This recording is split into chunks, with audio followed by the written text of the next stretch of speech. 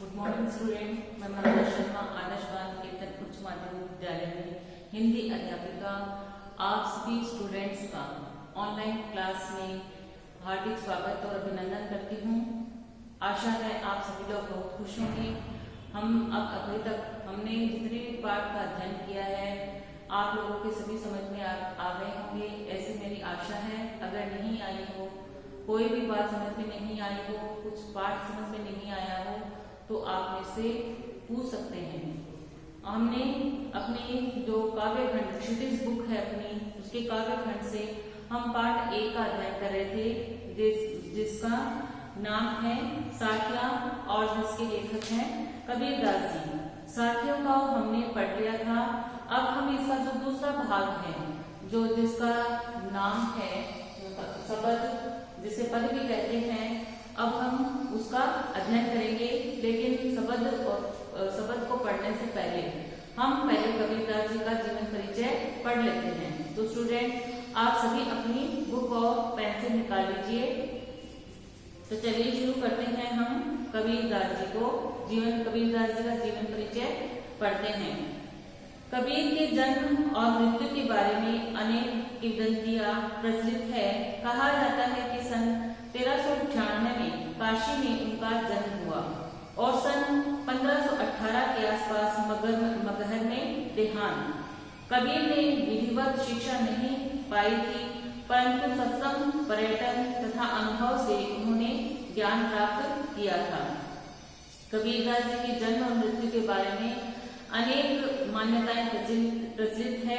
ऐसा कहा जाता है कि उनका जो जन्म है वो 1398 में काशी में हुआ था और सन 1518 के आसपास मगहर में उनका देहांत हो गया था। क्यों? कबीर ने विधिवत शिक्षा नहीं पाई, यानी उन्हें सुचारू रूप से शिक्षा नहीं मिल सकी, परंतु सत्संग से, पर्यटन से, यानी एक दूसरे स्थान पर जाने से, आने से तथा उन्होंने जो अनुभव किया उससे उन्हें ज्ञान प्राप्त किया। कि उन्होंने कोई, जिसे हम किसी भी स्कूल में जाते हैं तो हमें एक डिग्री मिलती है, वो डिग्री उनके पास नहीं थी। उन्होंने अपने घुमक्कड़ जीवन से जहां कहीं भी वो गए वहां से जो अनुभव उन्हें प्राप्त हुए, उनकी जो आंतरिक जिज्ञासाएं थी और उनको शांत करने के लिए जो नए नित्य प्रयोग करते थे, उन्हीं से उन्होंने ज्ञान प्राप्त किया था। आप इसको अंडरलाइन करेंगे कि कबीर जी का जन्म कहाँ और कब हुआ था और मृत्यु कब हुई थी। तो सन 1398 में काशी में उनका जन्म हुआ और सन 1518 के आसपास मगहर में देहांत हुआ। यहाँ से आप अंडरलाइन कर लेंगे। आगे बढ़ते हैं। भक्तिकालीन निर्गुण संत परंपरा के प्रमुख कवि कबीर की रचनाएं मुख्यतः कबीर ग्रंथावली में संग्रहित है। भक्तिकालीन जो निर्गुण संत परंपरा है उसके प्रमुख कवि कबीर थे। उनकी जो रचनाएं हैं वो मुख्यतः किसमें मिलती है? कबीर ग्रंथावली में, कबीर ग्रंथावली में संग्रहित है। इसको भी अंडरलाइन कर लीजिए कि भक्तिकालीन निर्गुण संत परंपरा के प्रमुख कवि कबीर की रचनाएं मुख्यतः कबीर ग्रंथावली में संग्रहित है। किंतु कबीर पंथ में उनकी रचनाओं का संग्रह विजक ही प्रमाणिक माना जाता है।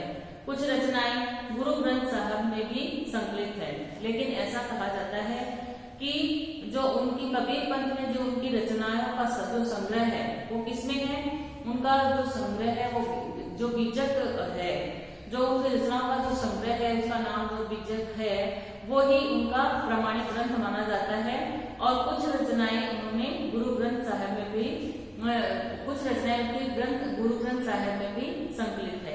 इसको भी आप अंडरलाइन कर लेंगे। आगे बढ़ते हैं। कबीर अत्यंत उदार, निर्भय और सद्गृहस्थ संत थे।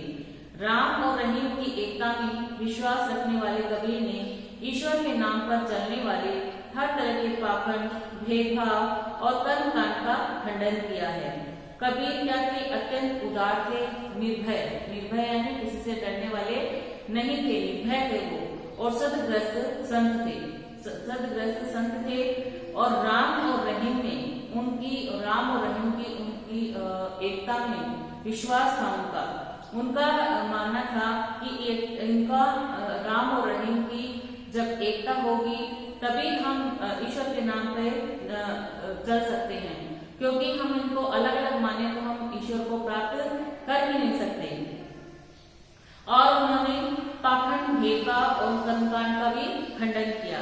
उन्होंने अपने काव्य में धार्मिक और सामाजिक भेदभाव से मुक्त मनुष्य की कल्पना की। उन्होंने अपने काव्य में धार्मिक सामाजिक भेदभाव से मुक्त मनुष्य की कल्पना की कि धार्मिकता से परिपूर्ण नहीं होना चाहिए और सामाजिक भेदभाव से जो मुक्त मनुष्य होगा उसकी उन्होंने कल्पना की थी।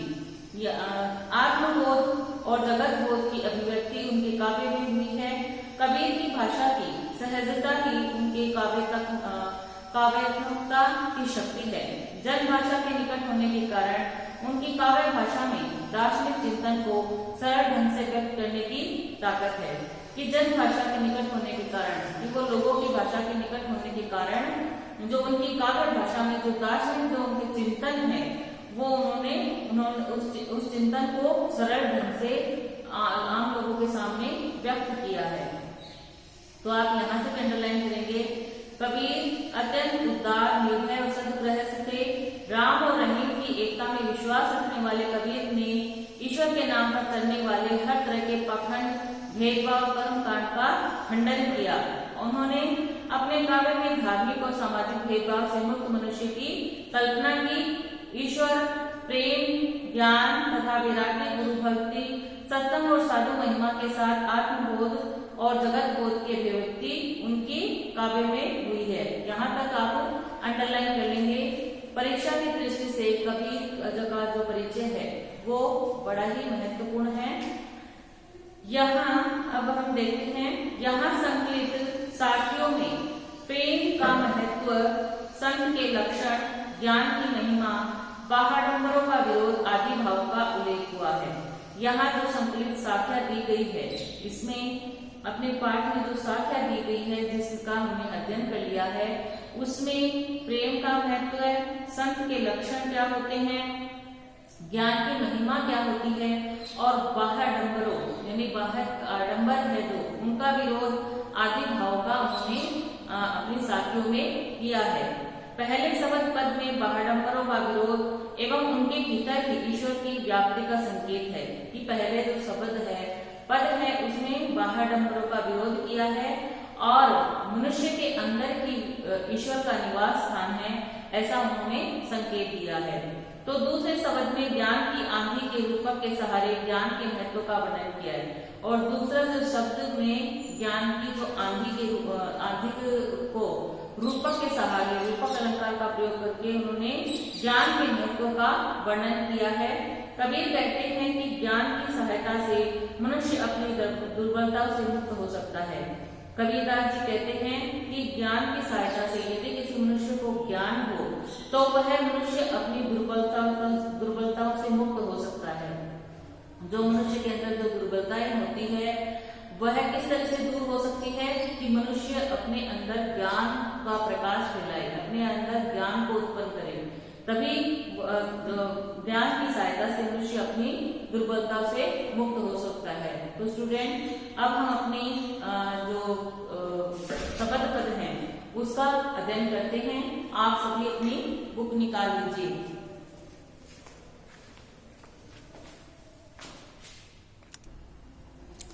शब्द पद। मोको कहाँ ढूंढे बंदे, मैं तो तेरे पास में, नामे देवल नामे मस्जिद ना काबे के लाश में। इसमें कबीरदास जी ने इस पद में स्वयं को जो निराकार ब्रह्म मनुष्य को संबोधित करते हुए वो कह रहे हैं कि हे मनुष्य, तू मुझे अपने से बाहर कहाँ ढूंढता भटक रहा है। मोको कहाँ ढूंढे बंदे, मैं तो तेरे पास थी। कि हे मनुष्य, तू मुझे अपने से बाहर कहाँ ढूंढता फिर रहा है, क्योंकि मैं तो तेरे पास में, क्योंकि मैं तो तेरे बहुत पास हूँ। क्यों तू मुझे बाहर ढूंढ रहा है और मैं तेरे बहुत पास हूँ। नामे देवल नामे मस्जिद ना काबे के लाश में। इसमें कबीरदास जी हमें कहते हैं कि मैं तो तेरे बहुत पास हूँ, मैं तो ना तो मैं देवल यानी ना तो मैं मंदिर में रहता हूँ, ना मैं मस्जिद में यानी ना मैं मस्जिद में, और ना काबे कैलाश में, और ना ही मैं मुसलमानों के जो तीर्थ है काबा में निवास करता हूँ। कि ना तो मैं देवल में यानी मंदिर में रहता हूँ, और ना मैं मस्जिद में रहता हूँ, और ना काबे कैलाश में, और ना ही मैं जो मुसलमानों को जो तीर्थ है काबा में निवास करता हूँ। ना तो कोने क्रिया कर्म में, न ही योग वैराग में, और ना ही ना काबे कैलाश में। इसका कंप्लीट नहीं हुआ कि मैं तो ना ही मुसलमानों के तीर्थ काबा में निवास करता हूँ, और न ही हिंदुओं के कैलाश पर्वत पर। नापा का कैलाश पर्वत, ये कैलाश पर्वत के लिए आया है जो हिंदुओं का तीर्थ स्थान है। तो वो कह रहे हैं कि मैं न तो मुसलमानों के तीर्थ काबा में निवास करता हूँ, और न ही हिंदुओं के कैलाश पर्वत पर निवास करता हूँ। अतः इन सब जगहों पर मुझे क्यों ढूंढ रहे हो? ना तो कोने क्रियाक्रम में, नहीं योग वैराग में। और मैं तो क्या करता हूँ कि मैं इन सब जगह में, आप मेरे को क्यों ढूंढ रहे हो? मैं तो सब जगह रहता हूँ। न तो कोई क्रियाक्रम में, न योग वैराग में, कि ना तो मैं कोई क्रियाक्रम में रहता हूँ और ना ही योग वैराग में कि मुझे योग धारण कर लो, वैराग्य धारण कर लो। तो मैं इन जगहों पर भी मुझे आप क्यों ढूंढ रही हो? क्योंकि मैं यहाँ पे भी नहीं रहता हूँ। कि ना तो मैं किसी क्रिया क्रम में रहता हूँ, ना मैं योग वैराग में रहता हूँ। खोजी हो तो तुरंत मिले ही पल भर की तलाश में। अतः वो कबीरदास जी कह रहे हैं कि इन सब जगहों पर मुझे क्यों ढूंढ रहे हो? मैं तो सब जगह रहता हूँ। और यदि खोजी हो तो तुरंत मिले ही, यदि सच्चा ढूंढने वाला भक्त हो तो मैं उसे तुरंत ही दर्शन दे देता हूँ। खोजी हो तो तुरंत मिले हुए पल भर की तलाश में। यदि मुझे कोई सच्चा भक्त सच्चे हृदय से ढूंढता है और तो मैं उसे तुरंत ही दर्शन कर देता हूँ। और कहे कबीर सुनो भाई साधो सब श्वासों की सांस में। अंत में कबीरदास जी कहते हैं कि जैसे तुम्हारे सांस तुम्हारे अंदर है, वैसे ही परमात्मा भी तुम्हारे अंदर ही निवास करते हैं। कहे कबीर सुनो भाई साधु सब श्वासों की सांस में।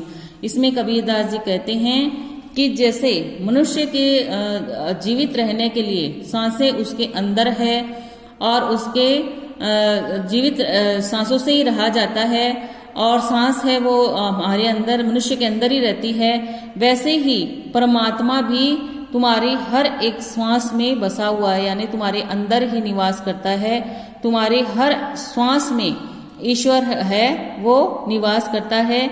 इसीलिए कबीरदास जी कहते हैं कि आप है ना ईश्वर को ना तो काबे में ढूंढो, ना तो कैलाश में ढूंढो, ना मस्जिद में ढूंढो, ना देवल में ढूंढो, और ना ही कोई योग्य विराग में ढूंढो। यदि मुझे ढूंढना है तो सच्चे मन से मुझे याद करो, तो मैं पल भर की तलाश में मिल जाऊंगा। क्योंकि परमात्मा का कैसे मिलते हैं? परमात्मा हमें उनको सच्चे मन से याद करे तो वो हमें तुरंत ही मिल जाते हैं। इसीलिए ईश्वर की प्राप्ति हमें मंदिर, मस्जिद और तीर्थों में भटकने से नहीं हो सकती। ईश्वर है वो तो हमारे हृदय में ही निवास करते हैं। यदि हम सच्चे हृदय से उसे खोजे तो वह पल भर में ही हमें मिल जाते हैं।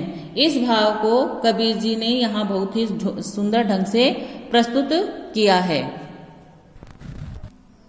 तो